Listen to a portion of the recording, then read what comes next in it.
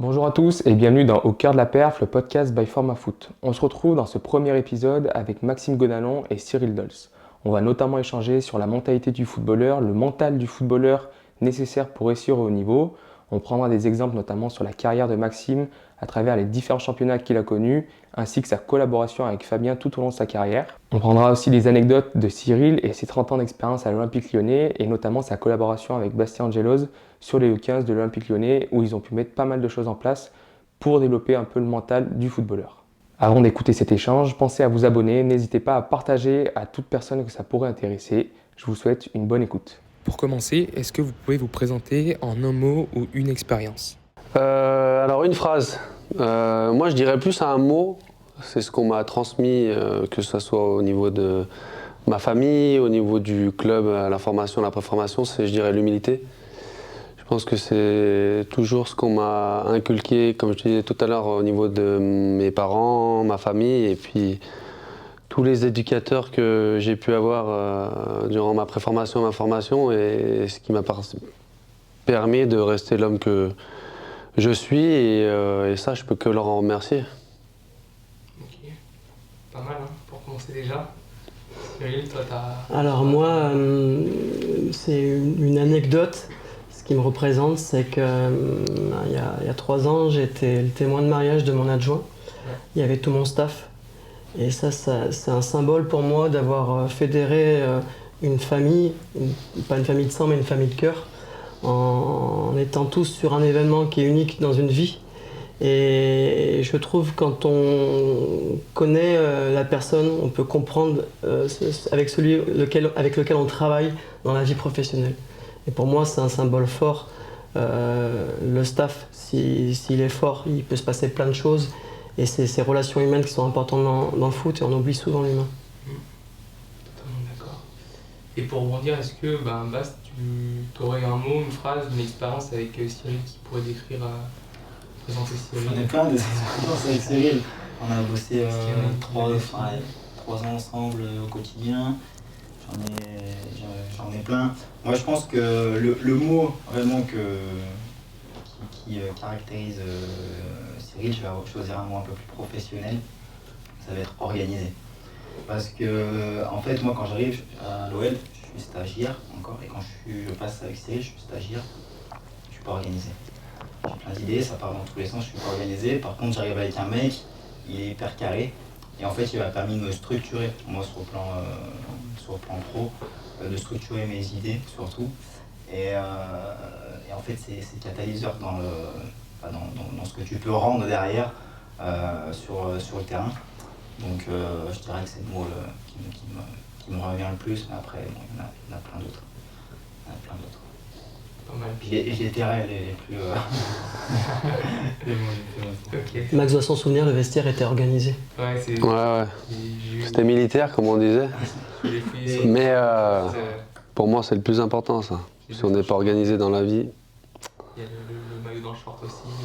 Ouais, puis après, au-delà de l'organisation, c'est ce qu'il y a derrière. Le mot organisation, derrière, ça engendre aussi la discipline, tu vois, mais aussi l'engagement, tu vois, dans l'apprentissage, le fait d'être motivé tous les jours, enfin de s'atteler au travail tous les jours, dans un process de formation, que ce soit nous en tant qu'hommes ou en tant que préparateur physique ou pour les joueurs, c'est quand même important, quoi. Parce que derrière, quand tu vas plus haut, t'es livré un peu plus à toi-même, quoi. Donc, si t'as pas ces infos-là, c'est plus difficile. On avait des bonnes bases. Ouais, voilà. Toi, Fab, est-ce que tu as une expérience avec Max qui te... Alors moi, d'abord c'est un honneur de se retrouver avec deux personnes qui ont une ADN. Dans le football, ça n'existe plus. Moi, à l'inverse d'eux, je suis supporter des Verts. Donc je suis à l'extrême opposé de ces deux personnes qui sont sur le canapé. Mais moi, Max, c'est homme de cœur. Homme de cœur, c'est-à-dire que bon, voilà, moi j'ai fait toute sa carrière, il m'a jamais déçu. Je l'ai vu pour la première fois, c'était un gamin qui arrivait avec sa copine de la piscine en tongs. Et je le reprends aujourd'hui, c'est un homme. Je suis très fier de ce petit gars que j'ai vu il y a longtemps. Pas mal réussi. Tu peux leur expliquer quand on est resté coincé sur la terrasse. En Des plein hiver. Des Il y en a anecdotes, on en a des centaines. Coincé par mon frère, on avait rigolé parce que. Moins 15. Séance dehors. Séance dehors, moins 15. Son frère ferme la porte et il nous salue. Sauf qu'on n'avait pas les clés pour rentrer. Ah, on est putain. resté 1 heure à hurler. Des anecdotes, on a beaucoup. Ça fait des souvenirs. Des souvenirs incroyables. Et je remercie Maxou pour toutes ces belles années. Ok, super. Petite transition, un peu d'actualité pour vous deux. Cyril, un livre qui sort aujourd'hui. Pourquoi ce livre? Qu'est-ce qui retrace? Un livre, d'abord, c'est un coup de cœur avec une personne parce que je ne l'ai pas fait tout seul. J'en aurais pas été capable. Je l'ai coécrit avec Cyril Collot, qui est un ancien d'OL TV et puis qui est journaliste indépendant maintenant. Écoute, c'est une fable, une histoire de vie. Ma vie de quelqu'un qui n'est rien et puis qui fait quelque chose de... Enfin, j'ai fait des choses extraordinaires. C'est de raconter ça pour que les jeunes, pour que les futurs éducateurs, ils se donnent un rêve et puis qu'ils se donnent les moyens surtout d'y arriver. Et tout est possible quand on a cette envie avec le travail. Voilà. Et puis la deuxième chose également, c'est de remercier tous les gens qui ont été à côté de moi. Parce que j'ai beaucoup donné, mais j'ai surtout beaucoup appris avec tous ces jeunes, avec mes staffs, avec mes joueurs. Et j'ai vécu la plus belle vie que je n'aurais pu souhaiter. Donc c'est vraiment... voilà, c'est pas l'œuvre de ma vie, ce livre, mais c'est une étape. Parce que je suis pas encore fini, mais c'est de raconter... Ah oui, il reste du temps encore. c'est de raconter ce bout de chemin, voilà, de le faire partager. Ok, cool. Je pense qu'il va y avoir beaucoup de choses pour ceux qui n'ont pas eu la chance de te côtoyer et qui pourront leur servir dans leur carrière. Maxime, une retraite toute fraîche avec Ah, je m'ennuie pas. Le plus grand joueur de paddle. d'adieu au Parc OL, c'est quoi la suite du coup après une carrière? Ouais, j'ai eu des beaux adieux. Une carrière Ils ont fait quelque chose de sympa lors du match contre Auxerre. Et je les remercie. C'était un moment plein d'émotions. Et oui, ma nouvelle vie, c'est un peu encore dans le sport. Je me suis mis un peu au trail. Et surtout Ah, pas. Saint-Élion. Et surtout, ouais, c'était pas simple. Voilà, ouais. Et le paddle surtout. Paddle, et puis voilà, je profite aussi des enfants. Ils sont aussi dans le football, dans un petit club à Sainte-Foy-les-Lyons.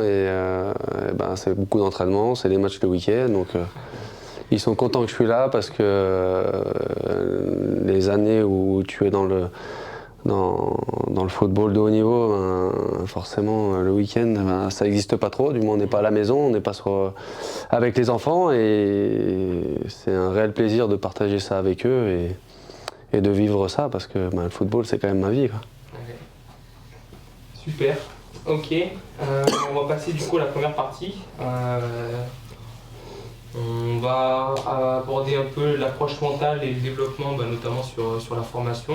On est un peu tous concernés ici, donc ça va être enrichissant, je pense. Moi, j'avais une première question qui, justement, me questionne depuis que là, je suis retourné un peu sur les jeunes, et qui, je pense, peut apporter à des gens dans mon cas. C'est comment, d'abord, on aborde un peu le mental chez des jeunes footballeurs. Donc, Cyril, toi qui as un peu cette expérience marquée sur les U15, comment, toi, tu abordes un peu cette partie mentale de manière, on va dire, très informelle, très fondu dans les contenus, on va dire, football? Est-ce que t'as une manière de procéder sur cette partie-là? Alors déjà, au départ, peut-être se dire que le foot change et maintenant je suis accompagné dans mon staff technique, j'ai un prépa mental. Et avant, quand j'ai commencé il y a 30 ans en arrière, on était l'entraîneur, on était l'entraîneur adjoint, on était le prépa physique, on était le prépa mental.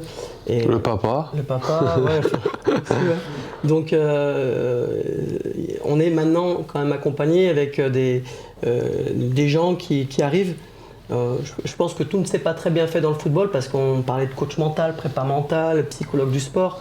Et on voyait ça un petit peu comme des gourous. Et puis je pense que les coachs ont été un petit peu réticents. Mais quand tu regardes bien, maintenant il y a un prépa physique pour le physique, il y a des fois un préparateur de ligne, il y a un préparateur athlétique donc, il y a un adjoint analyse vidéo. Donc vraiment, toutes les pans de la performance sont accompagnés maintenant d'une personne vraiment spécifique. Pourquoi pas pour la prépa mentale? Moi je pense qu'il y a deux voies.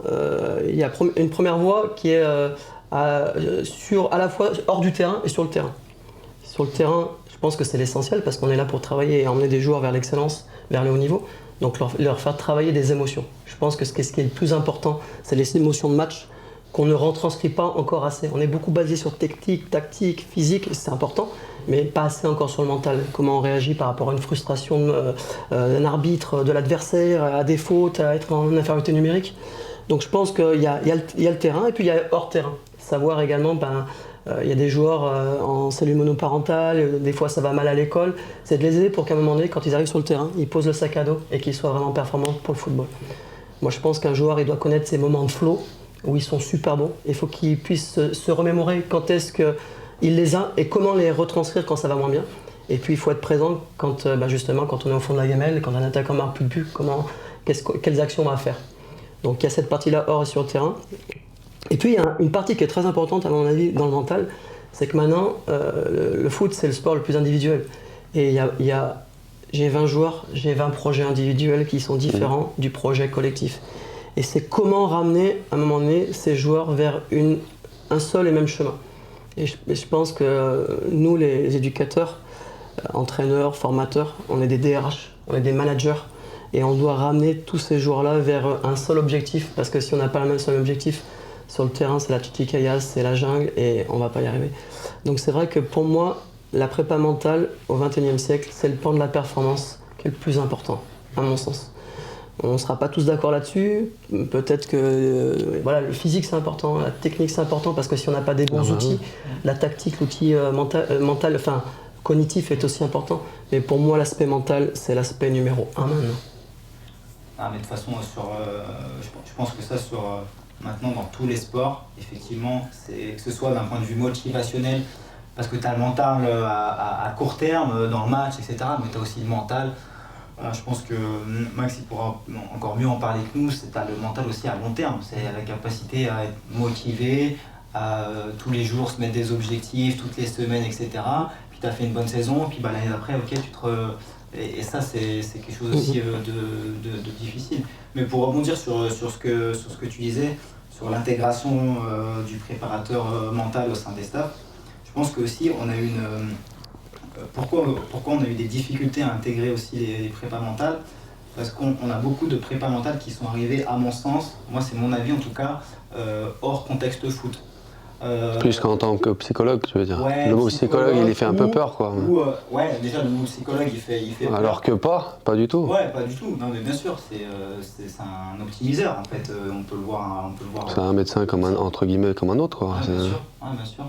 Mais plutôt dans le sens où, en fait, moi sur la préparation mentale optimisée, le mental pour le terrain, je parle pour le terrain, pas en dehors, selon les deux versants que tu as dit, en fait ça doit être des personnes du staff technique qui doivent aussi connaître le football, au même titre que le préparateur physique, au même titre que l'entraîneur des gardiens. L'entraîneur des gardiens, il doit être capable d'analyser comment une défense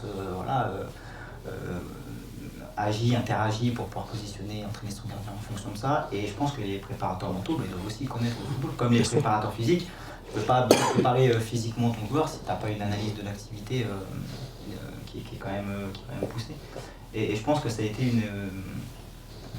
on a eu des profils plutôt un peu dissociés du football et parfois trop loin. Et donc on a apporté des choses qui pour moi étaient trop décontextualisées. Et en fait, si c'est trop décontextualisé, je pense qu'à un moment donné aussi, les joueurs, ils y adhèrent moins sur le plan du terrain.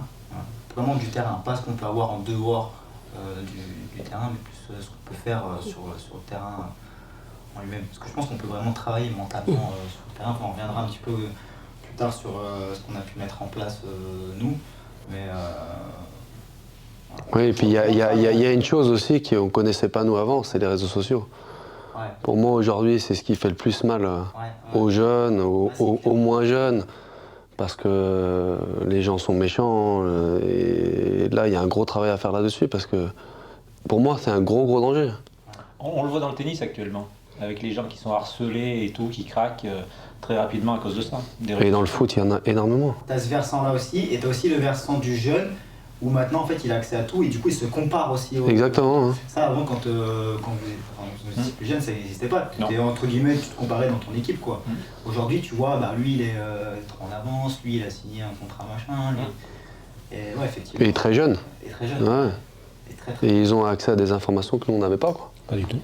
Et pour rebondir sur ce que vous dites, sur ce que dit Cyril surtout, moi je me suis rendu compte que les meilleurs joueurs que j'ai eus dans ma carrière, c'est ceux qui réobjectivaient le plus rapidement possible. Ceux qui ont fait les plus belles carrières, c'est ceux, ils gagnent un truc. Derrière, il y a le moment de la célébration qui est obligatoire, les 10-15 jours, mais derrière, les mecs, eh ben, l'an prochain je veux faire ci, l'an prochain je veux faire ça. Et pour avoir travaillé avec des champions du monde, il y a eu des champions du monde, derrière ils n'ont rien fait, parce que c'était leur objectif final, quoi. Être champion du monde. Et derrière, leur carrière n'a pas été ce que doit être un champion du monde. Ouais, se remettre en question au jour le jour, mais le mental, c'est le sport de haut niveau, c'est très très dur. Hein. Toi, toutes les années, tu réobjectivais. Tu disais cette année, il faut que je gagne un titre. Cette année, ce qui il est faut que passé, je... est passé, quoi. Et c'est au quotidien, en fait. Il ne faut jamais déroger à certaines règles, à un fonctionnement. Pour moi, si tu fais pas ça, t'es mort. Enfin, tu peux pas durer. Ouais. Tu avais des mini-objectifs dans la saison? Par exemple, te dire, je dois faire, je sais pas moi, à haute intensité, tant de mètres, des choses physiques en objectif. Alors, pas forcément, mais moi, c'était la performance surtout. Ok, Fallait gagner. que je sois performant et gagner.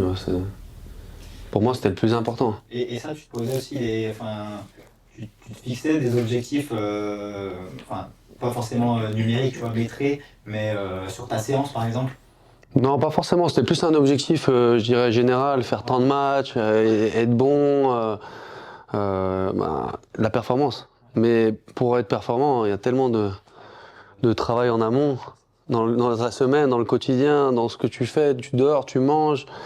Les médias, aujourd'hui les réseaux sociaux, j'ai connu plus vers la fin de ma carrière. Et le changement de pays, de langue, ça aussi, ça joue énormément. Donc tout ça, fallait la famille, qui se sentent bien.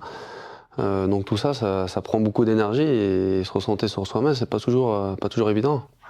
Et c'est peut-être aussi, Pardon, vas-y. ouais, c'est peut-être aussi, c'est pas forcément des fois linéaire aussi. Je pense que des fois il y a des périodes où on est très focus, puis il y a des périodes où on peut. Complètement, je pense qu'il n'y a aucun joueur qui traverse pas une période très difficile. Hein. Et comment, On parle de dépression, mais je pense qu'on a tous été touchés à un moment donné par ça. comment toi, à un moment donné, quand tu as eu ces périodes difficiles, comment Il faut se faire aider. D'accord. Et comme on disait tout à l'heure, des psychologues, mais là j'en parle ouvertement parce que quand tu es dans la période difficile, tu n'as pas forcément envie d'en parler, mais quand tu es dedans, faut te faire aider parce que sinon tu peux descendre très très bas. Hein. Et sur le terrain, comment on t'a aidé avec les staffs qui étaient en place?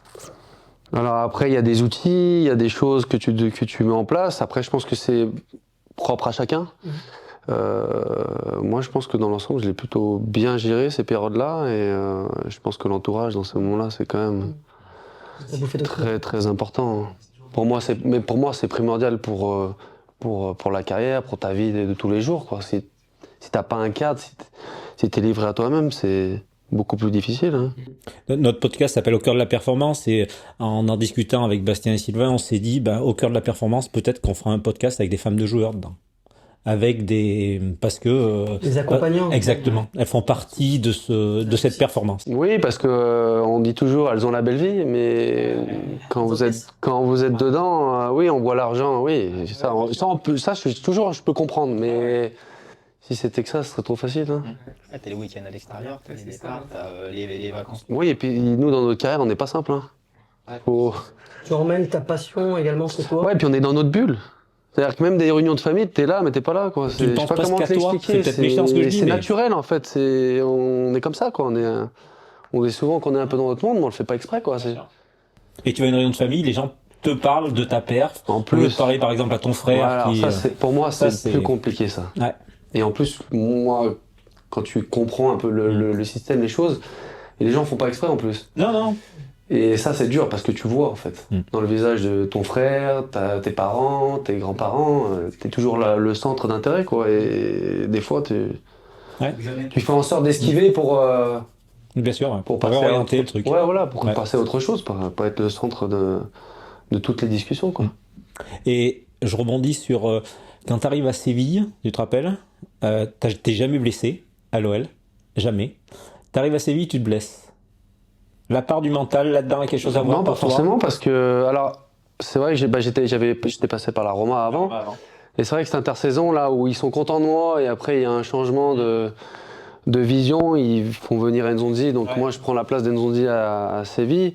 C'est vrai que ce mercato avait été un peu compliqué, mais je l'avais géré plutôt de belle manière. Après, je pense que c'est plus de la malchance qu'autre chose, parce que je suis arrivé dans un club fabuleux, avec, notamment avec ses titres en Europa League, une ville extraordinaire, une ambiance de fou. Et non, franchement, j'aurais voulu vraiment continuer là-bas. Malheureusement, le destin en a décidé autrement, mais j'étais bien dans ma tête là-bas. Ouais. Est-ce que, moi j'ai une question pour Max, est-ce que toi en tant que joueur, tu as vécu des exercices particuliers axés sur le travail mental, sur le terrain en tout cas? Pas particulièrement, non. Après, c'est plus par rapport à la France, à l'Italie, à l'Espagne, plus il y a des stratégies qui sont différentes, des tactiques. En l'Italie, on a vécu une super saison avec la Roma quand j'étais là-bas, mais c'était pas forcément le football qui me correspondait, donc c'était pas toujours simple, mais j'ai quand même beaucoup appris à côté de très grands joueurs. Et on avait fait une super saison, donc c'était quand même top. Après, spécialement sur des aspects mentaux, non, pas spécialement. Et toi, Cyril, tu as mis en place des situations technico-tactiques sur le terrain en relation avec l'aspect mental? Complètement. Parce que je pense que le joueur, c'est ce qu'il va vivre le week-end. Et que souvent, en semaine, on se polarise que sur les 3 aspects de la performance, technique, tactique et physique. Et on en oublie des faits de jeu, des momentum qui vont être particulièrement impactants pour le joueur. Je sais pas, on a souvent travaillé ça. Par exemple, si on voulait travailler l'intensité dans le foot, quand le ballon sortait, on disait la première qui prend le ballon fait la touche pour mettre de l'intensité. Okay. On travaillait, je ne sais pas, la concentration, et ben on commençait un mini-jeu. Dès qu'il y avait un coup de pied arrêté, ce premier coup de pied arrêté, il valait 3 points. Je veux dire que pour moi, ce ne sont que des moments de vie du match qui vont faire qu'à un moment donné, le match va basculer. C'est le mental, et je le redis. En fait, tu ancres nos joueurs sont obligés de vivre ces contextes-là dans l'entraînement. Donc il faut recontextualiser ces contextes-là. Okay. De par ta consigne, tu orientais le... Oui, complètement. Okay. Ouais, je me souviens de l'époque où quand on fait cette année ensemble, là, où on a accentué vraiment sur l'aspect mental. On se réunit, on se dit bon technico-tactique, ok, on sait faire, physique, ok, on sait faire. Maintenant, comment on peut s'organiser? On était les 2, je crois, dans le staff. Comment on peut s'organiser pour développer nos joueurs vraiment sur le plan mental? Et donc, on a mis en place des thématiques mentales par semaine, en fait. Et en fait, toutes les semaines, on avait une thématique mentale. Ça pouvait être la concentration, comme dit Cyril, la frustration. L'intensité. Donc c'est-à-dire la frustration. Donc tu siffles à l'inverse de ce que... Tu siffles à l'inverse. Par exemple, tu vas frapper, tu ne marques pas, c'est le gardien de but qui dégage en corner, c'est un 6 mètres, parce que tu aurais dû marquer. Ok. Ça peut être... Oui, puis chaque joueur réagit différemment à ces situations. Ah, bien sûr. Et après, nous, justement, on travaillait justement avec ça, et on essayait de faire ça dans tous nos exercices. Par exemple, moi, j'annonçais 2 blocs, et puis, fin de séance, j'annonçais 2 blocs. Bon, je savais qu'ils avaient fait 2 blocs, puis non, en fait, il y en a 3. C'est des choses... Dans toute la semaine, en fait, on essayait de cibler justement ces petites... Mais ça, je pense que c'est des choses qui ont évolué, ça. Non. Non. Je pense que ça n'a pas encore assez évolué.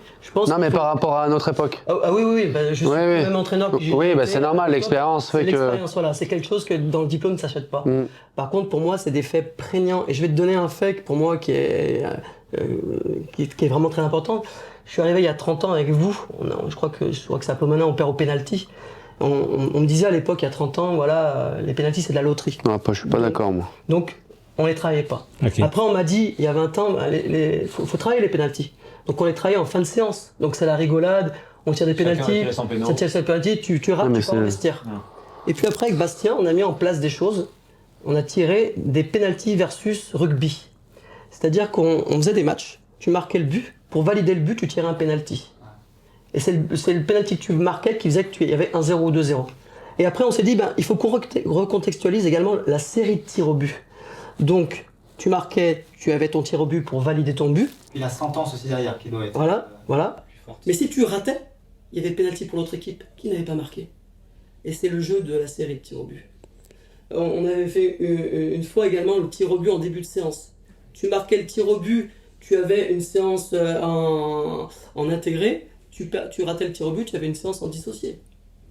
Excellent. Voilà. On avait également, je sais pas, un tir au but dans la séance. Celui qui ratait le tir au but, il partait au vestiaire où il faisait après du compensatoire. Il faut que le tir au but soit dans l'émotionnel du match. C'est que ça. Il y a une sentence, il y a quelque chose magnifique. qui a un poids. En sachant que tu pourras jamais aller Faire comme le match. Non, C'est le match, impossible. mais en fait, nous, Mais tu notre dois jouer idée- sur l'émotion. Notre idée, c'était Exactement. justement d'aller se rapprocher un peu plus Excellent. de la pression, en tout cas, parce que tu pourras jamais faire comme en match.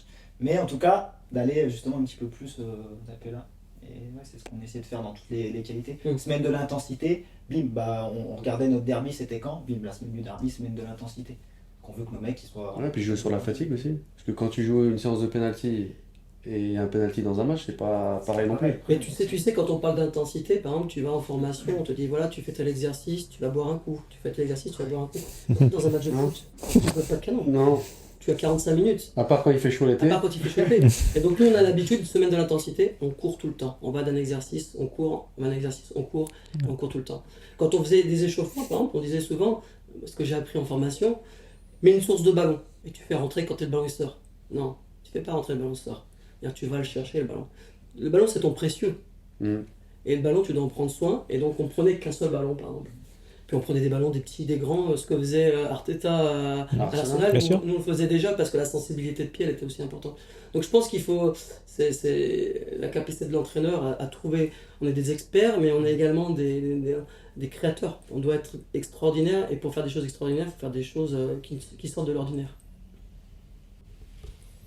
Incroyable. Et j'avais entendu un peu ces anecdotes je crois que c'est arrivé, le penalty manqué en début de séance et le joueur qui file au vestiaire. Oui. Ouais, je crois que c'est arrivé. C'est arrivé, ouais. C'est arrivé. On avait aussi un truc que les joueurs aimaient bien, c'est on avait fait une semaine de solidarité et en fait, pour mettre, des fois on sentait que nos joueurs ils vivaient pas assez les trucs. Et en fait, en effet, la communication, si tu une séance où personne parle pendant 10 minutes, en fait, tu te fais. Tout est expliqué sur papier. C'est horrible. C'est horrible, c'est horrible. En fait, même nous, c'est horrible, mais pour les joueurs, c'est horrible parce que ça vit pas. Et on faisait, par exemple, pour valider les buts, il fallait que l'équipe le célèbre. Mais le célèbre, vraiment, s'il n'y mettait pas d'envie, le but n'était pas validé. En fait, l'idée, c'était de créer des sortes de synergies. Et en fait, les gamins, cette année-là, je m'en souviens, les mecs, ils arrivaient le lundi. Bastien, Cyril, c'est quoi le thème? Même pas, c'est quoi le thème? Parce qu'en fait, ça te dynamise tous les jours. Bien sûr. Tous les jours. Mais, excuse-moi, ça ne veut pas dire que comme on faisait du mental, on faisait rien à côté. Ouais, Non, bien sûr. Mais le construisait tout le mental était, parce que maintenant il ne faut pas se mentir, c'est la tactique au-dessus de tout. Hein. Tous les entraîneurs sont des formidables écrivains de paperboard. Mais nous on avait décidé que le mental, et on s'en incrémentait après l'aspect athlétique, l'aspect technique ou l'aspect tactique autour du mental. Ok. Voilà. Ouais, bien sûr, on avait par exemple, moi j'avais ma planif physique, on avait les thèmes technico-tactiques qu'on travaillait, on faisait notre planif, et puis après c'était comment on jouait, c'était surtout sur les consignes, hein, comment on venait jouer sans dénaturer l'objectif principal, que ce soit athlétique ou tactique. Mais c'est souvent ce qui te fait passer des caps, ou pas, le mental finalement. Parce que quand tu arrives à 16, 17, 18 ans, finalement, on a tous à peu près le même niveau. Ouais, Et ce qui fait la différence, c'est ça. Hein. C'est complètement. T'étais le meilleur de ta génération à 15-16 ans? Du tout. Voilà. Non. T'es pas celui qui devait sortir? Non, je faisais pas partie. Moi je peux en parler facilement parce que ouais. je l'ai eu, je l'ai eu à 12 ans. Il était en déficit morphologique. Ouais. Il était pas grand, Ouais. mais Ok. c'était quelqu'un qui était très malin. C'était, je dis souvent, des fois il avait du Benzema, dire qu'il était attaquant. Moi j'ai pas eu le nez fin, je l'ai pas fait jouer peut-être là où il fallait, mais devant le but il était très très bon, il savait bien se placer, c'était un malin. C'était un malin. Et même si tu n'étais pas dans le top joueur, tu as fait Oui, j'étais ton plus dans la tournoi de passe. Saint-Maurice, tu as fait Oui, le tournoi j'étais de plus dans Sang, la tu as fait le passe. tournoi de Plomonin. Ouais. Tu as toujours été dans les joueurs sur lesquels on comptait. Ok. Parce que tu avais toujours le sourire, tu avais toujours la banane, tu étais un guéluron un petit peu aussi. Mais c'était quelqu'un qui était travailleur, qui était malin dans le jeu. Et Pour toi, quand tu le prends, il doit sortir? alors, je vais te dire, je ne suis pas voyant. Je ne sais pas qui va sortir ou qui ne va pas sortir parce Ok. que je n'ai pas le droit de dire lui va réussir ou lui va pas réussir. Ouais, Moi, Mais tu sens pas? Tu sens rien là? Non, mais alors je sens une chose, je sens qu'il est bien accompagné. Il a une famille qui est bien. Il a ses parents qui l'accompagnent, il a ses parents pas un mot au-dessus de l'autre. Et ça, pour moi, c'est des facteurs qui sont gages de réussite. C'est-à-dire il a un socle sur lequel il peut s'appuyer et il va être bien accompagné. Mais je vais être très franc, je ne suis pas capable de dire il va réussir ou pas réussir. J'étais capable de dire oui, Ryan Cherki devrait réussir. Oui, Maxence Cacré devrait réussir. Oui, j'étais capable de sentir. Mais tout le monde est capable de sentir ça. Après, il y a tellement d'étapes. Mais il y a trop de choses. La santé, enfin, tu t'en sais quelque chose.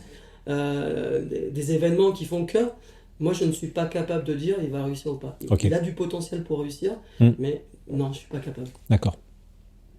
Si je rebondis un peu là-dessus, on voit un peu la dimension mentale, comment c'est un sujet aussi large.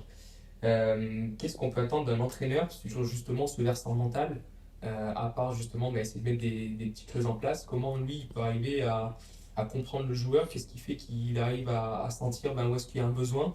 Est-ce que justement c'est absolument faire vivre ces situations émotionnelles qui sont vraiment contextualisées au match? Est-ce que c'est arriver à faire justement des fois les choses dissociées? Est-ce que c'est prendre une personne extérieure pour arriver à tirer les infos que lui il n'arrive pas à avoir? Qu'est-ce qu'on attend d'un entraîneur un peu sur... Alors, moi je vais parler pour moi parce que je savais que j'aurais eu des carences. J'étais à l'OL mais j'avais pas fait de parcours professionnel. Donc j'étais un peu dans le syndrome de l'imposteur à l'OL. Je savais très bien que il y avait meilleur que moi. Donc j'essayais d'avoir un bagage qui soit différent des autres. Pour moi c'était comprendre qui il était pour mieux travailler avec lui en tant que joueur. Ça c'est la première des choses. C'est l'humain, parce que ce ne sont pas des machines. Mais par contre, moi, mes joueurs, je dis souvent à mes enfants, t'en sais quelque chose, vous êtes comme mes joueurs, mais j'ai très sincèrement l'espoir de penser que j'ai considéré mes joueurs comme mes enfants aussi. C'est-à-dire que demain, si j'ai un joueur qui a un problème, je serai là pour lui. Et l'aspect numéro 1 que moi j'ai développé, c'est l'honnêteté par rapport à lui et ma sensibilité dans ma relation à lui. Voilà. Je ne vais pas te parler de mental, de technique, mais d'humain. Pour moi, mais est-ce que c'est pas le plus important finalement, le management? Bien sûr. Pour moi, moi je pense tu as tout à gagner avec tes joueurs quand tu fonctionnes comme ça. Après, tactique, technique, ça c'est. On est dépossédés après, on est dépossédés sur le terrain. Ouais. En fait, ils dépendent de nous la semaine, mais nous on dépend d'eux le week-end. Et il faut se dire, comme tu dis, c'est une relation de gagnant-gagnant. Tu as tout à gagner. Donc, c'est là où est fort un mec comme un Zidane par exemple. Je trouve qu'il y a quelque chose. Bien sûr. Il y a un truc qui est. Moi, je pense en tant que joueur, ça doit être dur, c'est les problèmes d'égalité et d'équité. C'est quand t'as pas les mêmes. Quand c'est pas clair, tu vois, au niveau des droits et des devoirs de chacun, ou qu'il y a des choses qui sont un peu. Ouais, quand t'es pas juste. Quand t'es pas juste dans des problèmes de justice, ça, je pense que. Il y a beaucoup d'entraîneurs qui tirent des balles dans le pied comme ça, avec des problèmes de justice. Ça va du l'entraîneur de D2 qui fait jouer le mec qui s'est pas entraîné de la bien sûr. Oui, qui a des intérêts derrière. Le monde amateur. Ça, c'est dur. Ça. Oui, mais après, c'est de savoir est-ce que le joueur sait ou le groupe sait que des fois, tu as des directives qui viennent du haut. Il faut nuancer. Il faut nuancer tout ça. Ouais. C'est vrai qu'au haut niveau, les entraîneurs, souvent, malheureusement, ils subissent quand même pas mal de choses. Ouais. À un autre niveau aussi. Oui, forcément aussi. Hein. Ce sont des salariés, comme on dit. Effectivement. Mais c'est pas toujours simple. Et nous, sur l'individualisation de la préparation physique, en fait, la grosse différence entre les préparateurs physiques individuels, c'est justement cet aspect-là, c'est l'empathie. Le contenu, on a tous fait les mêmes études, on tente des choses, je veux dire, les préparateurs physiques, il n'y a pas de demi-dieu, ça n'existe pas, on a tous le même contenu, mais tu te rends compte que ce qui fait la différence, c'est la manière dont tu es capable d'écouter la personne pour qui tu travailles. M'est arrivé de faire des séances avec des très très grands joueurs où je passais 50 minutes à parler et 10 minutes à travailler. Et je savais que c'était une belle séance. Oui, parce que en fait, c'est la confiance. Exactement. Entre deux personnes. Exactement. Et tu as des gens, ils ont besoin d'extérioriser des choses. Bien sûr, tu essaies de calquer quand même un minimum de préparation physique dedans, mais ce moment de partage avec lui était ultra bénéfique pour lui. Si je rebondis justement sur ça et sur ce que tu disais, Cyril, en introduction, tu parles que tu as une équipe de 20 joueurs, tu as 20 projets individuels, et là vous avez abordé un peu ce que vous mettiez vous sur l'aspect collectif. Comment on arrive à traiter aussi l'aspect motivationnel et on va dire cet aspect mental. J'ai un joueur qui est en perte de confiance, j'ai un joueur qui arrive pas à sortir la tête de l'eau, qui est plus en réussite, qui a des fois des downs. Comment on arrive à gérer ça en 15 ans dans un collectif? Et est-ce que c'est par des variables? Est-ce que c'est par de la communication? Comment toi tu vois le truc? Je pense pas mal De communication, communication, ouais. Et puis surtout de communication aussi individuelle, pas forcément, tu vois, pas forcément sur des temps de séance, mais ça peut être avant l'entraînement, après l'entraînement. Tu vas au vestiaire, tu retournes au bus avec les joueurs, le joueur il vient avant, tu passes un petit peu de temps, tiens j'ai vu que tu faisais un peu de travail supplémentaire, tu discutes 2 minutes avec lui. En fait je pense qu'il y a beaucoup de ces temps-là, ça doit aussi être des temps hors terrain, pour bonifier la relation que tu as sincèrement avec le joueur sans calcul, et puis accorder le même temps à chacun aussi. Pas que le joueur qui est, oui, que tu vois qu'il est meilleur, faut pas que tu lui accordes plus de temps que le joueur où tu vois qu'il est un petit peu plus en difficulté. Parce que ça se trouve que le joueur plus en difficulté, il sera peut-être meilleur pour la suite. Donc je pense ouais, c'est plus les discussions que tu as personnelles avec les... Je pense qu'à un moment donné, si tu veux qu'un joueur te fasse confiance, il faut que tu lui livres aussi toi de ta personnalité, de ce que tes faiblesses, entre guillemets, il faut que tu livres sincèrement dans la relation, parce que sinon, pas avoir pleinement confiance, une relation de pleine confiance. Donc je pense pas mal de temps aussi en dehors des sessions d'entraînement, parce qu'après quand tu as le groupe, l'individu il est aussi dans le groupe, il faut aussi s'occuper du groupe, mais par contre tous les temps off, les temps spécifiques aussi, par exemple, tu es en spécifique, c'est quoi ton objectif aujourd'hui, tu dois mettre 15 buts, ok, t'es à combien, tac, ok, il reste 10 minutes, ça fait 2 par minute. Et comme ça, on arrive à créer du lien, tu vois. Et je te coupe, mais tous les entraîneurs qui marquent un joueur, c'est souvent ceux-là. Ouais, parce que La confiance et le management, c'est ceux qui te marquent. Morgan Schneiderlin Et c'est là où tu es performant. Morgan Schneiderlin raconte toujours que son meilleur moment, c'est avec Pochettino. Parce que Pochettino, au début d'entraînement, il dit « Viens, on va boire un café. Viens, tu viens passer 15-20 minutes, on parle. » Et il parlait d'autre chose que de foot et machin. Et il dit « C'est l'entraîneur qui l'a le plus marqué. » Et t'es obligé, et t'es plus performant. Bien sûr. C'est obligé. Parce que t'es pas dans la consommation que ce soit les joueurs, ils consomment pas l'entraîneur, et l'entraîneur, il consomme pas les joueurs. Donc ça veut dire qu'il y aura un échange, les joueurs, ils vont encore plus se décupler inconsciemment pour l'entraîneur, et l'entraîneur, pareil, il va encore plus faire pour ses joueurs, parce qu'on fait aussi pour nos joueurs. On passe du temps sur les vidéos, Justement, c'est peut-être des moments plus spontanés aussi, qui sont aussi assez désintéressés, parce que voilà, tu vas juste discuter pour passer un moment, et que c'est pas « attends, j'attends, c'est parce que j'attends ça de lui, ou je vais faire cette vidéo parce que je veux ce comportement sur le terrain ». Des fois, c'est peut-être aussi juste des moments comme ça qui sortent un peu du contexte. T'as un coach qui t'a marqué là-dessus? Il y en a beaucoup. Et t'en as un que tu ressors où tu te dis lui c'était qu'un Chez les jeunes, il y en a eu pas mal, dont Cyril, dont Armand, Robert Valette, et après, moi, il y en a un qui m'a quand même vraiment marqué. Bon, il y a eu Bruno, Rémi Garde, qui sont des purs lyonnais aussi, mais celui que j'ai eu à Grenade. Ah oui.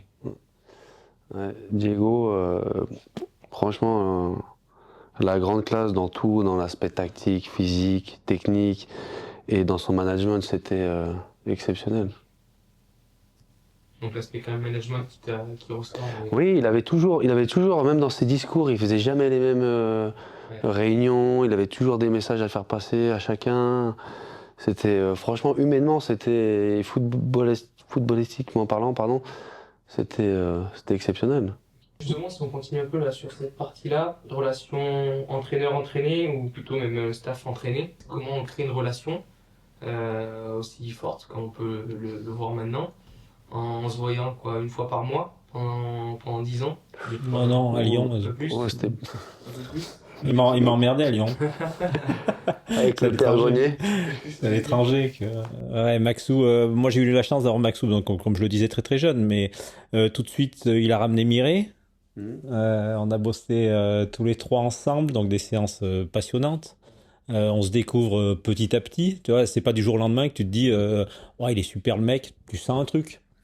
Donc c'est des situations qui se construisent. Ensuite, il nous a ramené le Père Grenier. Donc là, la chance d'avoir un Ardéchois avec moi quand même. C'était sous la houlette quand même on va le dire, d'Anto Monnier qui était C'est Anto, le précurseur. qui a commencé avec, Anto avec qui a toi commencé à les surtout, saouler. Leur dire, il y a qui un nous a prépa. dit il va falloir peut-être vous rapprocher de l'artiste Donc, si vous voulez passer des caps. Donc Anto qu'on salue d'ailleurs, ouais, bien sûr. Et puis, ouais, Anto, Oh, lui, il me fatigue. Hein. À 5h30 du matin, il est déjà en train de courir. là, il va nous regarder, hein. Regardez pas son Instagram, il est fatigant. Ah, Fatigant. D'ailleurs, on a fait le marathon des Jeux Olympiques. Enfin, voilà, grâce à lui.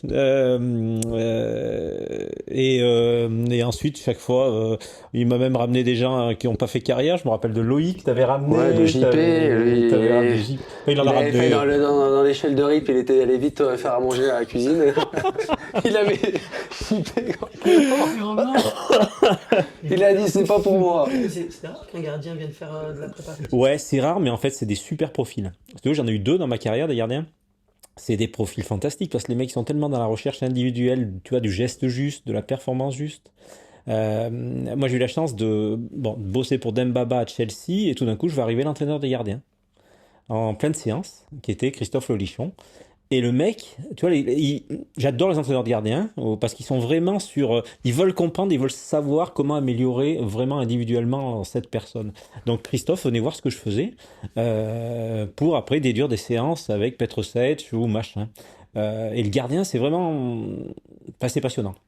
À développer, c'est passionnant. Le peu que j'ai fait. Mais par contre, tu faisais pas la même séance quand tu avais un gardien avec un joueur de champ. Ah bah non. On est d'accord. Ah ouais. Okay. Là, si tu veux, j'ai eu des saisons où j'avais quatre avant-centres différents.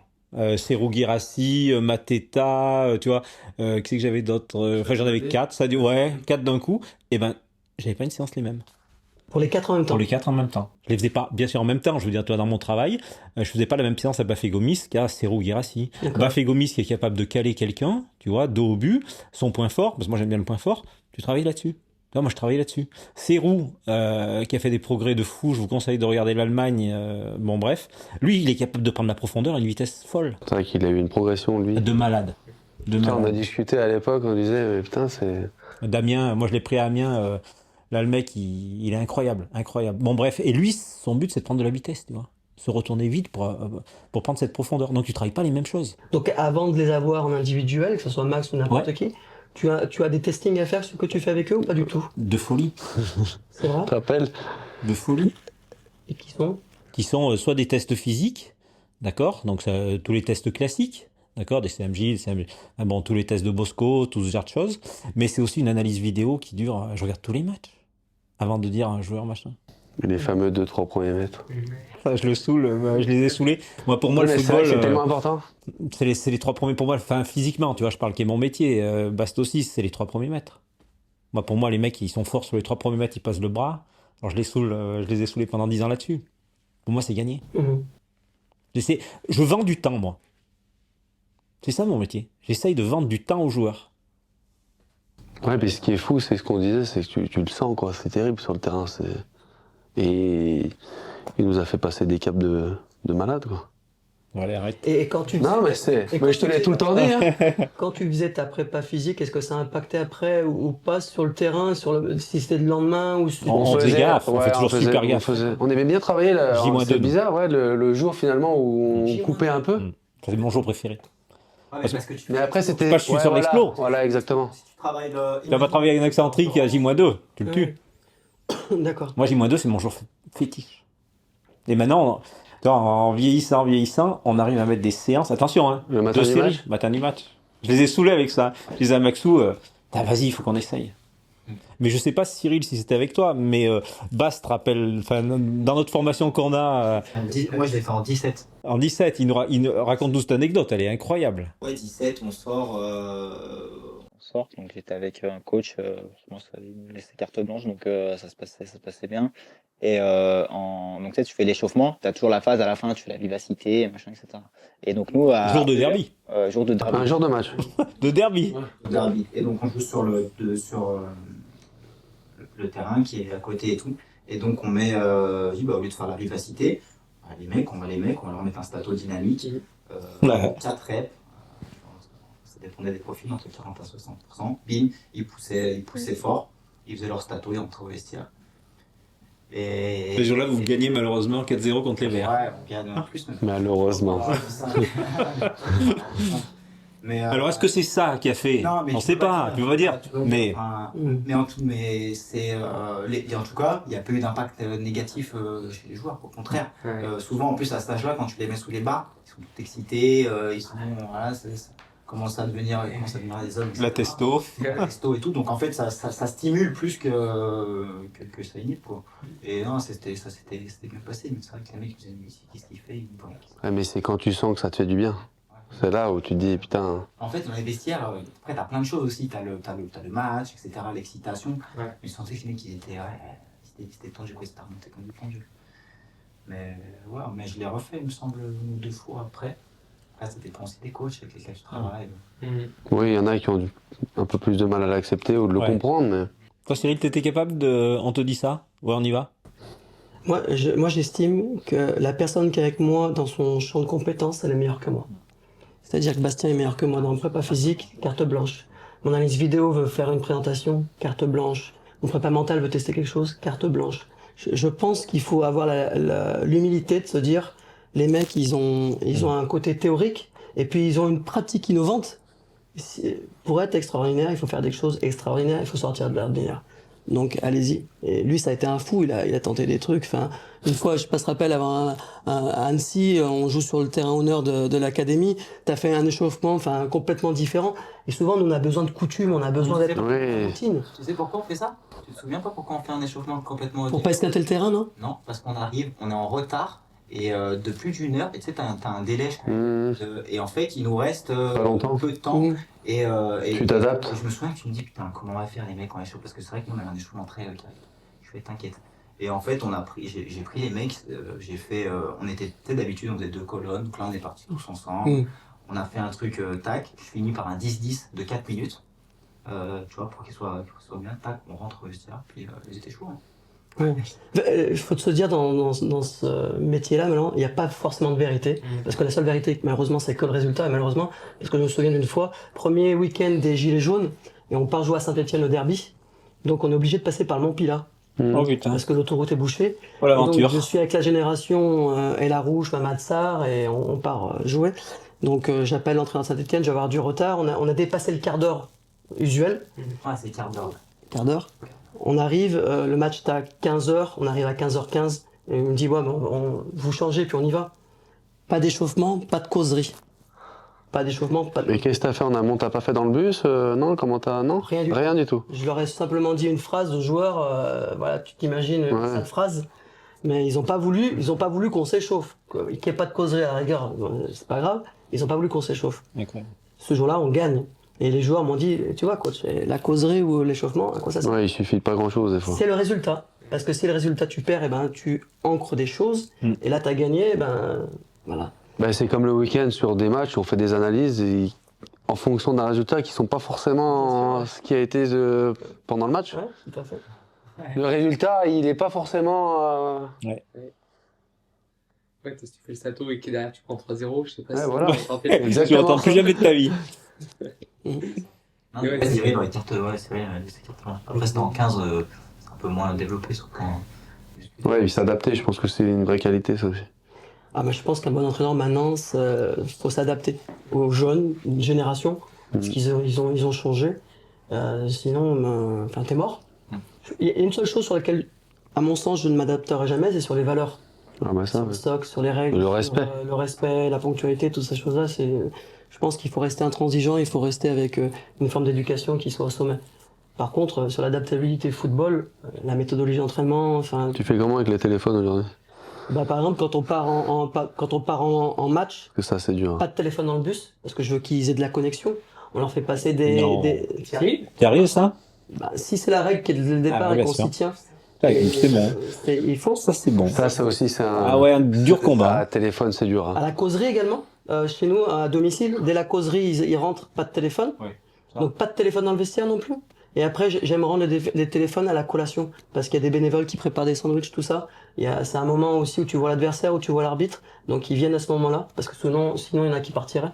Et puis après, je rends le téléphone. D'accord. Après, le plus important de la règle, on peut se dire, ouais, en fait, le plus important de la règle, c'est au premier qui sort.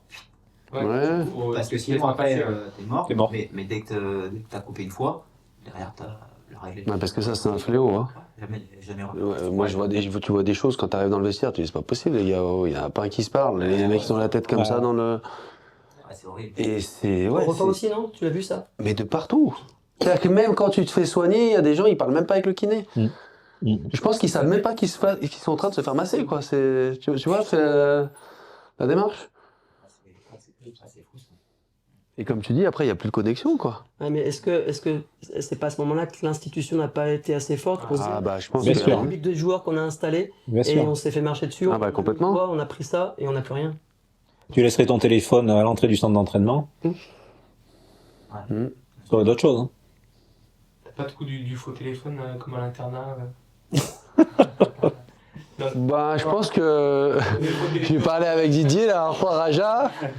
Il s'arrache les cheveux, le peu de cheveux qui lui reste, il se les arrache. Hein? Non, moi je vais vous raconter une Parce que le anecdote. problème, c'est que les enfants, après, ils dorment pas quasiment la nuit, le matin, ils sont fatigués. Je suis parti en tournoi une fois, et donc les enfants sont en famille d'accueil aussi, donc je leur enlève leur téléphone. Donc premier jour, on arrive le vendredi, c'était à Mérignac à côté de Bordeaux, on arrive le vendredi, on prend les téléphones, vous envoyez un message papa-maman, et moi sur le groupe WhatsApp des parents, je mettrai des photos, tout ça, je ferai vivre, mais s'ils n'ont pas de nouvelles de vous, c'est que tout va bien. Donc je prends les téléphones de chaque joueur. Donc le soir, connexion avec les gens chez lesquels ils vont, c'est des familles qui ont des enfants de milieu amateur, c'est top. Enfin voilà, c'est ça le football. Et le samedi matin, dans le vestiaire, j'entends un bip bip bip bip bip. Il avait un deuxième, Un téléphone qui sonnait. Il Non, il l'avait pas rendu. Ah, il avait pas rendu. On avait mal compté. On n'avait pas rendu. Qu'est-ce que j'ai fait à ton avis? T'as répondu? T'as rien dit. Et je lui laisse. J'ai pris le téléphone et j'ai rien dit. Excellent. Le mec est dans le doute. Où est mon téléphone? Exactement. il peut Tu pas aurais dû le venir donner. Bien sûr. Il peut pas venir te voir dire j'ai plus mon Tu n'avais pas dû le donner. Ouais. Exactement. Et donc, du coup, Le samedi, le samedi se passe. Il a rendu. Le samedi soir, il a pas dormi, il était paniqué, tout ça. Et le dimanche, je vais le voir. Et c'est un joueur qui était extra, franchement qui était extra. Et je lui fais tiens ton téléphone. Et lui elle me dit putain merci Cyril tout ça. Et je lui fais pourquoi? Il me dit ben voilà hier c'était l'anniversaire de ma mère, je voulais le garder pour le souhaiter. Et je trouve qu'au lieu de lui avoir mis une punition, je lui ai donné une leçon de vie, en fait. Et pour moi, c'est ça, c'est ce qui compte le plus. Sois honnête avec les choses qu'on te propose, mais par contre, il y a toujours moyen de communiquer. On parlait de ça tout à l'heure. Tu as eu mon téléphone. Bien mon voir, téléphone, voilà. bien sûr. Voilà, c'est juste ça qui est dommage. Mais c'est vrai que les téléphones, comme tu dis, les réseaux sociaux, toutes ces choses-là, c'est un vrai fléau sur lequel il faut vraiment se pencher. À notre mesure, hein. ouais, Pas tout faire. tu peux pas tout maîtriser non plus. Alors que en fait, ça a tellement d'impact sur la cohésion, la solidarité. Ouais, et puis même individuellement, sur ton cerveau. Avec eux, dans les déplacements et tout. Ouais, Bien sûr. Tu crées des moments Bien de sûr. fou quand t'as pas Quand tu as d'émotions derrière sur le match justement aussi, tu vois, après dans le partage, si t'as pas de connexion avec si ton entraîneur, c'est juste celui qui dit où tu joues et ce que tu dois faire comme passe. oui, et puis je parlais des réseaux sociaux, c'est que souvent quand t'as pas fait un bon match, tu veux aller te rassurer, tu vas regarder ce qu'il se dit, Tes notes. et là tu rentres dans un truc. Ouais. Tiens, Maxi Foot a mis ça, et Ouais, l'équipe voilà. ils ont mis combien? Ouais, et puis alors je t'explique pas, il y a des réseaux sociaux, c'est violent. Hein. Ouais. Ouais.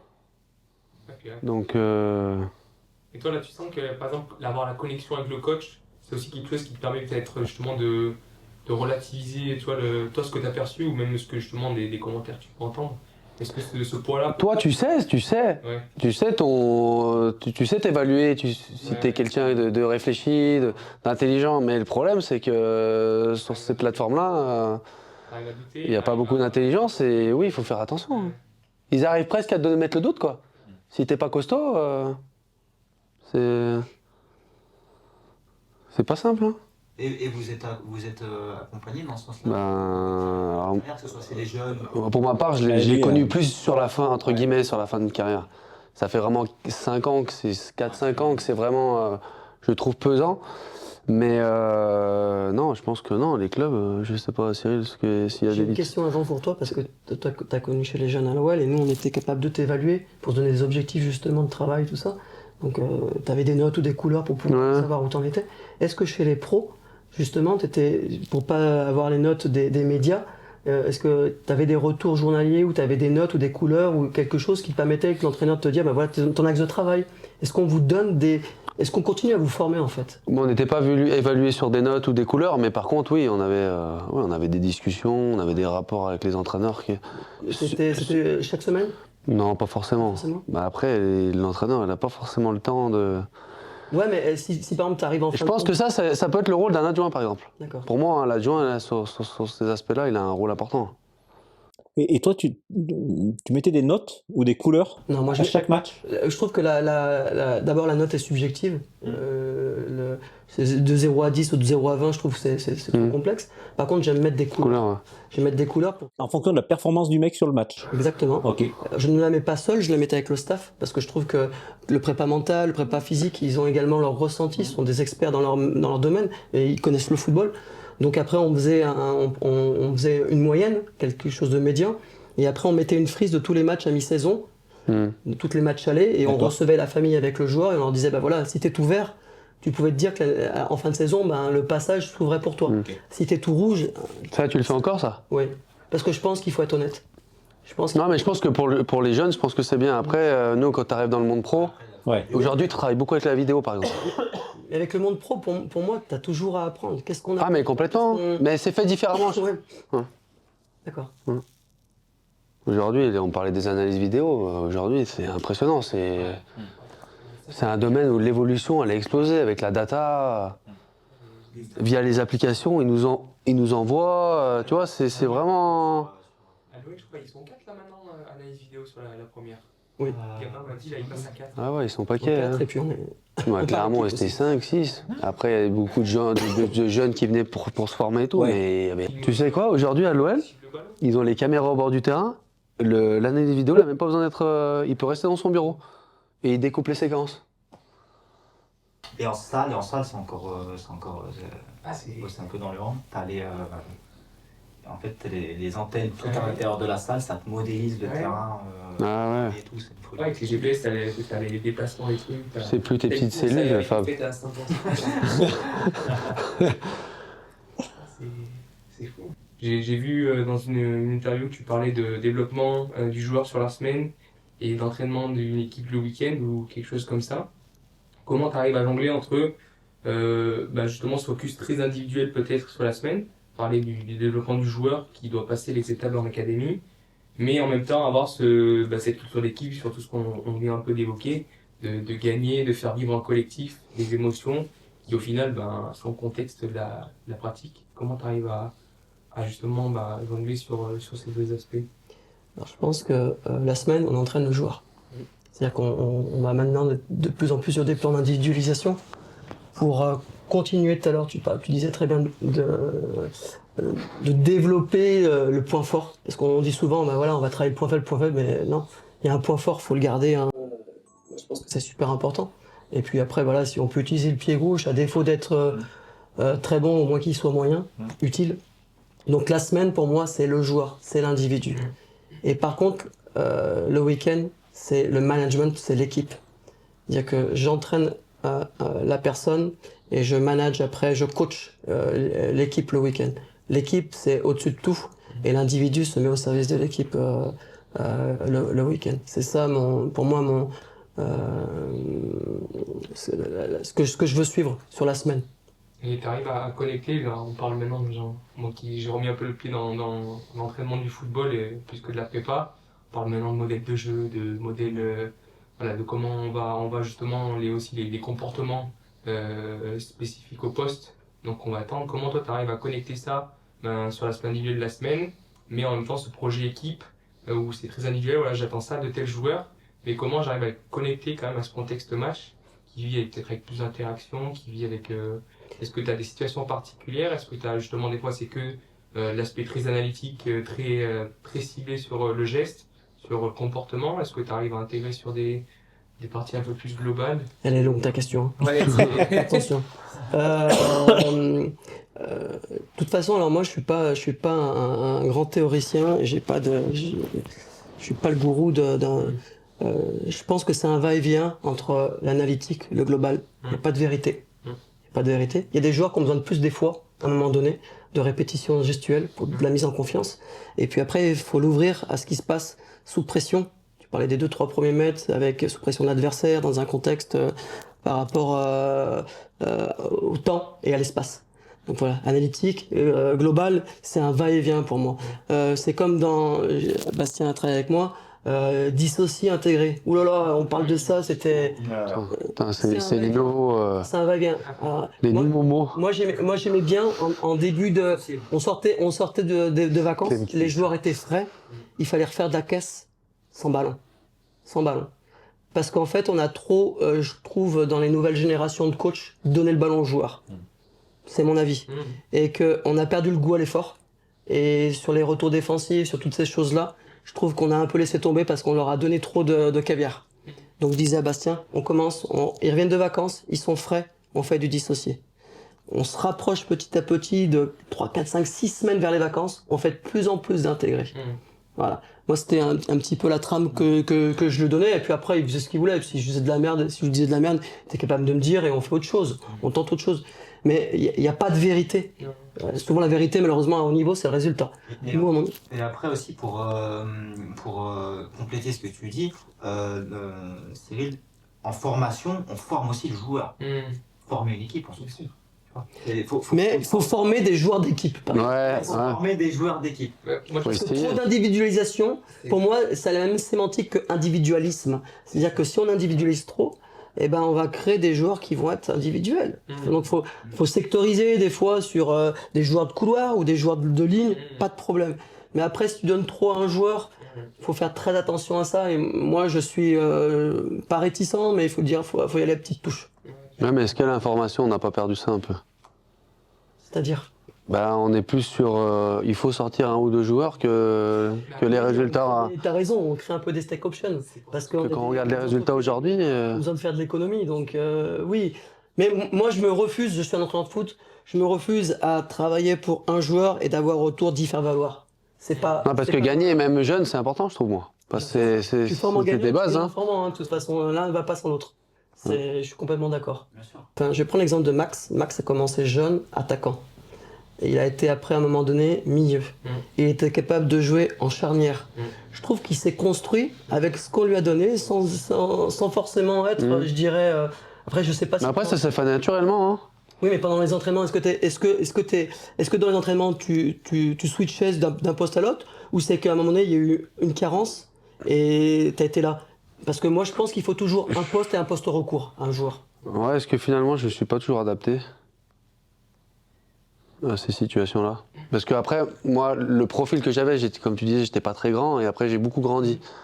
Donc, je pense qu'à un moment donné, j'étais plus le profil, j'avais plus le profil adapté à jouer devant, et le fait de reculer, c'est là où je me suis senti super bien, finalement. Moi, je pense que l'individualisation, c'est quelque chose sur lequel il faut faire très attention. C'est quelque chose qui est pas forcément français. On importe plein de choses de l'étranger. On aime bien aller voir. Il faut benchmarker pour pouvoir s'inspirer de choses qui sont super intéressantes. Mais je pense qu'en fait, il faut qu'on se dise aussi en France, on a une valeur intellectuelle qui est quand même forte. Et il faudrait essayer de se construire nous-mêmes, les Français. Et je pense que c'est le seul pan, la préparation athlétique. Je dis pas ça parce que vous êtes là. Où vous avez pas grand chose à apprendre, si ce n'est peut-être des Américains, parce que sur certains sports ils sont très performants, mais au moins on n'est pas allé chercher non plus trop ailleurs. Et je pense que dans le football il faudrait se dire nous on est aussi capable de faire des choses. Si tu termines un peu là justement sur ma question sur l'individualisation, toi Max, est-ce que tu as connu ce contexte où voilà, si une fois que tu es passé 6, on t'a fait sortir un peu et dire ok Max, on va individualiser par rapport à ce que tu as besoin en tant que numéro 6 et on va faire tel type de situation. Et après, est-ce que justement tu as vu des différences en fonction des coachs, des méthodos, des pays? C'est plus des systèmes de jeu, des tactiques, mais après tu as une base. Ouais. Et après, comme je disais tout à l'heure, je pense que j'ai toujours su m'adapter à pas mal de choses. Peut-être parce que j'ai un peu de réflexion, d'intelligence de jeu, et par rapport à un partenaire, à un adversaire.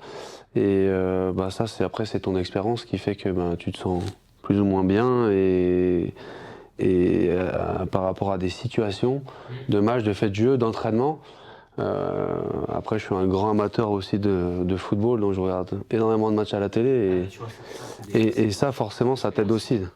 Moi, j'ai deux choses, je peux me permettre. Max avait une qualité forte pour moi, c'est le focus visuel. Pour moi, le focus visuel, L'avoir vu avant. c'est super important. C'est ce qu'il scanne tout le temps. Il scanne tout le temps. Enfin, j'adorais le regarder jouer, parce qu'il scannait tout le temps. Peut-être quelque chose qu'il a développé quand il était jeune. Et franchement, pour moi, c'est quelque chose que tu avais vraiment une grande qualité. La deuxième chose, je me rappelle plus ce que je voulais dire. Mais tu vois, pour rebondir sur ce qu'il dit, en fait, regarder des matchs, les joueurs, ils n'en ont pas conscience, mais c'est un apprentissage. Mais ils regardent de moins en moins les En matchs. fait, il regarde des séquences de matchs. Ouais, mais on en revient au même, et le téléphone, même, peut-être t'as le téléphone à côté. T'apprends T'apprends. Du mimétisme, Tu regardes. bien sûr. Oui, et puis même à l'entraînement, de regarder les anciens, Ouais, bien sûr. voir comment ils travaillent. C'est tout un truc. Je suis pas sûr que les jeunes aujourd'hui, alors je globalise pas, hein, parce qu'il y en a qui font bien le job, mais dans la majorité, ils ont du mal avec ça. Mais on revient encore au réseau, etc. Souvent, ils reçoivent les matchs. J'ai fait une version à la 32e. Et à la 32e. Ouais. Non, mais c'est ça. Ah bah, Alors qu'en amont, il y a eu des choses. avec les analyses vidéo, c'est ok, il a les vidéos, il demande à ce que le joueur tag son erreur. Et puis en fait, autant il a pas regardé le match, et là, par contre, il a tagué juste son erreur. Et après, il va à la prochaine passe, attends, là j'ai pas le ballon, ok, là j'ai le ballon. Oui, mais parce que aussi, c'est la faute, je pense, aussi dans des clubs, avec le data. Aujourd'hui, il y a des clubs, ils travaillent qu'avec ça. Il a fait tant de passes vers l'avant, tant de passes vers l'arrière, il a fait tant de centres. On parle d'un club comme Toulouse, Ouais. il y a l'âge, mais il y a des clubs, ils regardent que ça, quoi. On s'américanise là-dessus. Le mec de NFL, c'est comment j'ai fait de mettre vers l'avant avec le ballon. On rend des données, et Exactement. oui ou non. En l'espace d'une minute, ils... Et leur but, c'est d'être le meilleur là. Exactement. Ouais, non, c'est pas. Faut un juste milieu entre avoir des données Bien sûr. objectives et aussi nous regarder ce qui se passe, en face de nous. Des fois nos données n'ont pas forcément retranscrire, ou des fois elles vont mal retranscrire aussi. Il y a quand même quelque chose qui est quand même assez présent dans les clubs en général, c'est que oui, on commence à avoir de la donnée, par contre il faut regarder la qualité aussi des données qu'on a, parce que des fois on récolte mal les données, on interprète mal. Donc si tu récoltes mal, si tu interprètes mal, À la sortie, ça vaut à pas. la sortie c'est plus catastrophique que prolifique pour tout le monde, pour le joueur. Moi aussi, je fais un lien justement sur une des compétences que toi tu m'as apporté, c'est ça. Là maintenant sur le GPS, il y a 200 données, il y a 200 colonnes qui disent aussi il y a distance, il y a Rien. distance entre ça Il et faut avoir fait bac plus 10. il y a un calcul de charge, il y a ce truc-là. Et en fait, tu sais même pas le regarder au final sur la semaine, comment ça évolue avec justement des fois les contraintes pédagogiques qu'on veut aussi mettre en place.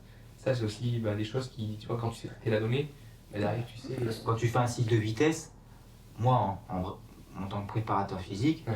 j'en ai rien à foutre de la distance qu'il a fait le mec. Moi ce qui m'intéresse c'est la distance au-dessus de 25 km, ça va être ses vitesses max, ça va être ces choses sur lesquelles je suis en train de développer, voir s'il a atteint ses objectifs ou pas. Bien sûr. C'est en termes d'athlétique, c'est tout. Ça, en plus, quand tu lis justement l'attente que tu as toi sur l'aspect technico-tactique. On avait Ouais, je me souviens qu'on avait des joueurs, et le joueur, il faut faire attention à comment on transmet les données. Ça va revenir sur ce que tu disais, Max. Un joueur qui me disait ouais, putain, t'as vu mon match, j'ai fait 325 mètres au-dessus de 25. C'est bien, Ouais. 325 mètres au-dessus de Ah, 25. mais qu'est-ce que t'as fait avec le ballon? Sauf qu'il en a fait 250 parce qu'il était mal placé, Mhm. parce qu'il a couru, il a cavalé dans son dos, alors il rattrapait avec la vitesse. Mais en fait, ces 250 mètres-là, il les fait parce qu'il est mal placé tactiquement, parce qu'il fait des erreurs en fait. Et il a fait quoi avec le ballon? Voilà, il a fait quoi avec le ballon, toutes ces choses-là. Ça va Donc arriver. il faut toujours les Il a touché 120 ballons, mais ces 120 ballons, il en a fait quoi des 120 ballons? c'est la même. 95% de passes réussies, oui d'accord, mais il a fait avancer le jeu, là. On en fait ce qu'on veut des statistiques. C'est important. Je crois que la contextualisation, c'est. Que vous voulez aborder? Est-ce qu'il y a des Peut-être les thématiques, des... derniers exercices. Ouais. Il y a un ou deux exercices par Cyril. Un ou deux exercices qui t'a marqué, vu qu'on a beaucoup de coachs et tout ça. Ouais. Type, truc, tu te dis, c'est mon exo. Non, j'ai pas d'exo comme ça qui me vient. J'ai des exos, j'ai bien aimé pendant la période Covid parce qu'il fallait se réinventer.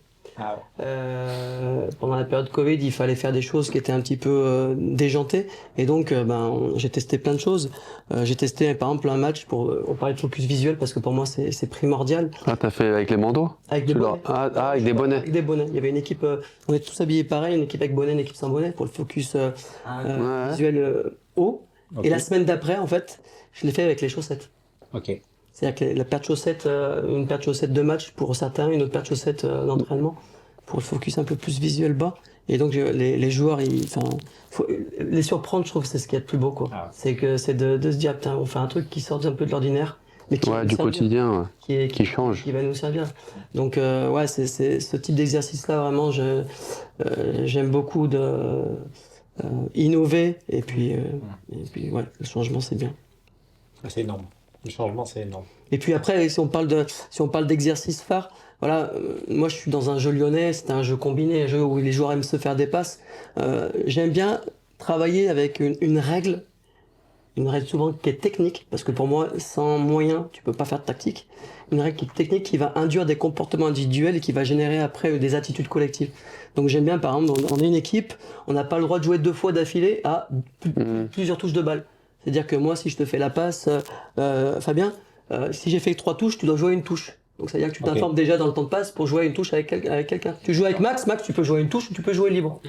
Après voilà, tu as de l'espace, t'es libre, eh ben, tu fonces, tu vas de l'avant avec le ballon. Mais si tu es sous pression, il faut vite t'informer, il faut vite te dégager de l'adversaire. En fait, il faut vraiment créer une méthode de travail qui réponde à nos nouvelles générations. Parce que je pense que les nouvelles générations conscientisent moins les choses. C'est-à-dire qu'il faut créer des situations d'exercice qui puissent leur permettre qu'ils fassent des efforts sans voir qu'ils font des efforts, qu'ils fassent des choses sans forcément les comprendre. Parce qu'on parlait tout à l'heure du QI football, et je pense qu'effectivement, ils regardent moins les matchs. Donc ça, c'est la première des choses. Il faut créer des situations aussi où il y a du goût de l'effort. J'aime bien dans les transitions, celui qui perd le ballon et qui marche derrière, pour moi, c'est quelque chose d'inadmissible. C'est-à-dire que celui qui perd le ballon, c'est le premier qui doit chasser. Et puis après, si le ballon va à 40 mètres, bien sûr, il va pas chasser. Mais c'est créer des attitudes également à l'effort. Et voilà, sur la préparation athlétique, pour moi, c'est très très important parce que votre corps de métier, c'est le socle de notre travail. Sans PA, sans vitesse, sans jump, sans caisse, on peut pas travailler grand chose. On construit pas une maison sur des marécages. Exactement. Non, mais il a raison, sans physique aujourd'hui, tu peux pas jouer au niveau. Si t'es pas bien physiquement. Toi, t'as vu l'évolution dans ta carrière sur le. L'aspect physique, dingue. il est primordial. Bon, on le voit, hein, on prend un exemple de Neymar au PSG. Footballistiquement parlant, c'est un des meilleurs joueurs au monde. Physiquement, il était pas bien, il pouvait pas.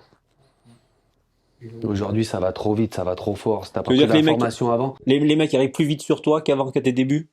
Pour moi, oui. Ouais, Après, je pense que ça dépend les championnats dans lesquels tu joues. Mais en France, c'est un championnat qui est très difficile. Hein. Les joueurs le disent. C'est très très difficile. T'as pas le temps de jouer. Si t'as pas vu avant, t'es mort. Et les coups font mal. Et à l'opposé, un championnat où t'as eu plus le temps, l'Italie, l'Espagne. Le championnat que j'ai adoré, c'est l'Espagne. T'avais plus le temps. Ouais, plus le temps, oui et non, mais c'est un jeu qui est différent. On parlait de préparation physique. Là-bas, c'est tout intégré. Tu fais le physique avec le ballon. C'est premier jour de reprise au Taureau. C'est une autre méthode de travail et c'est exceptionnel. Et tu fais d'ailleurs une saison de dingue à Granada. Ouais, non, mais en plus, oui, avec l'entraîneur. Mais c'est vrai que c'est un football qui, c'est ce qu'on a connu à l'OL finalement. Même si on faisait des séances où on axait beaucoup sur le physique, le jeu avec ballon, c'était. Est-ce que c'est là-bas que tu t'es sorti le mieux physiquement quand même? Ou pas? Tu t'es sorti mieux peut-être parce que t'étais. Non, mais mes meilleures années, quand même, ça reste à Lyon. Ça reste quand même à Lyon, mais en Espagne, j'ai adoré. Le football là-bas. Hein. Quand t'es en équipe de France, là t'as un niveau de dingue. Oui. Là, ces années-là. Et en Italie, à l'inverse, c'est réfléchi. Beaucoup de tactique, tu faisais des séances de coups de pied arrêtés qui pouvaient durer 1 heure, 1 heure et demie. Si t'es pas placé à tel endroit, l'entraîneur il te tue. Et pourtant, on avait une équipe de Brescia et des joueurs de ballon. Donc tu dégageais même de la frustration, mais c'est dans les gènes quoi, c'est des Italiens.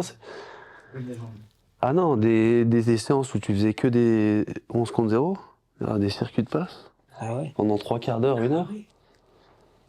Ça c'est dur. Et ça, quand tu connais pas, moi j'ai eu du mal au début. C'est, T'as 3/4 d'heure de 11 contre 0. tu sais, tu fais passer le ballon au latéral qui donne le mieux qui met le ballon dans le dos au défenseur. Ça, c'était enfin, le circuit type d'une équipe italienne, quoi. Ah, tu dois trouver le temps lors des moments. C'était pas toujours simple, mais après, t'apprends quand même. Après, le bon côté, c'est que tu arrives au week-end. Ouais. Ouais, complètement, mais ouais, c'est une autre approche. C'est notre philosophie, notre culture. Et je pense à quelque chose, suivant les championnats dans lesquels voilà, on va voir des choses, le temps de présence à l'entraînement.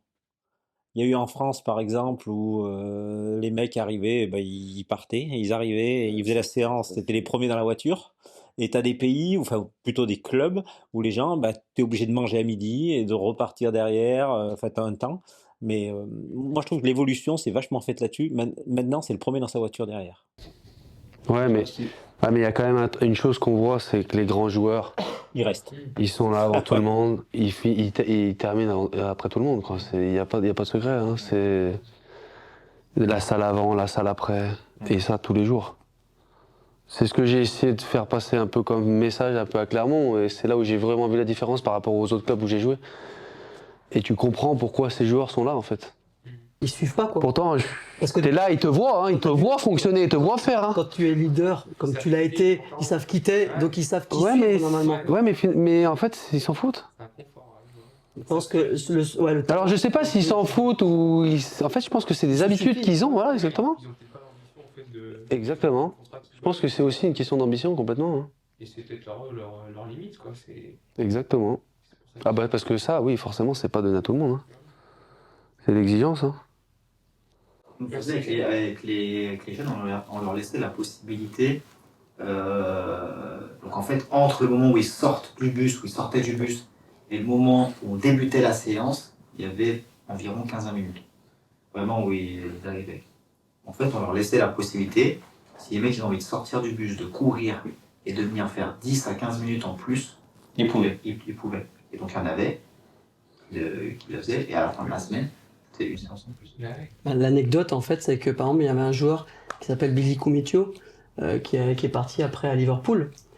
Il avait une VMA, je crois, de 12 km/h. Et on se dit souvent. 12 Ouais, ouais, catastrophe. Comment c'est possible ça? 12 et demi ou 13. Même un gardien, il fait pas ça. Ouais, mais il avait une carence, Ah. attention. Ouais, c'était physiologique. C'était une carence au départ, il avait pas assez travaillé, enfin bref. Et on se disait, bah, on va lui faire en plus après. Bah non, on le faisait faire avant. Parce qu'après, il était obligé de s'accrocher pendant l'entraînement. Ah ouais. C'est-à-dire que tu as fait ton taf pour travailler ta caisse en début de séance, au lieu de le faire en fin de séance comme n'importe qui le ferait. Mettre un bloc 12 minutes avant. Exactement. Il faisait sa séance, et c'est un joueur qui est pro à Liverpool, et respect à lui par rapport à votre travail, parce que c'est une complicité qui s'installe et qui fait que ça réussit, quoi. Ouais, puis d'un côté, c'est ça, c'est soit il a envie, il va la faire tous les jours avant la séance, et pas choisir le confort de dire ok, bah, je suis tranquille, je suis en fraîcheur et je fais après. Et ça fait la diff. Mais quand ça marche, après, quand tu as de la réussite dans les matchs. Bah, quand tu sens ça, bah ouais, forcément. Tu sens. Ah, forcément. C'est ce qu'on disait tout à l'heure. Qui va derrière. Et vous, qui êtes enfin, vous êtes tous passés par des centres de formation, à partir de quand il n'y a pas une obligation de routine? Vous mettez jamais en place une obligation de routine? À partir de quand la routine se crée? Moi, je dis souvent, faut pas contraindre, mais inspirer. Faut initier. Faut initier. Voilà, exactement. C'est-à-dire que c'est comme, tu vois, nous, on fait pas de musculation, mais on travaille sur des postures. On travaillait. Et donc, je pense qu'il faut donner du sens pour que tout ce qu'on fait plus tard, ça va. Exactement. C'est une petite. Tu graine. prépares. Voilà, tu prépares. Tu installes un terreau, tu plantes la graine, t'arroses, tu vas rien voir au départ. Il faut en être conscient, mais après, une fois d'arroser tous les jours, ça va pousser. Après, les joueurs, en fait, ils vont aussi après prendre au moment aussi où ils en ont besoin. Alors 15, 16, 17, il y en a, ça vient plus tard, 19. Il y en a, ils ont des routines précompétitives à 14-15 ans déjà. Okay. Et ils ont besoin de... Et ça leur fait du bien. Il y en a, ça s'installe plus tard. Il y en a, ça s'installe jamais. Mais en fait, c'est peut-être leur routine de décompresser et de rien faire. Après, ça aussi, c'est propre à...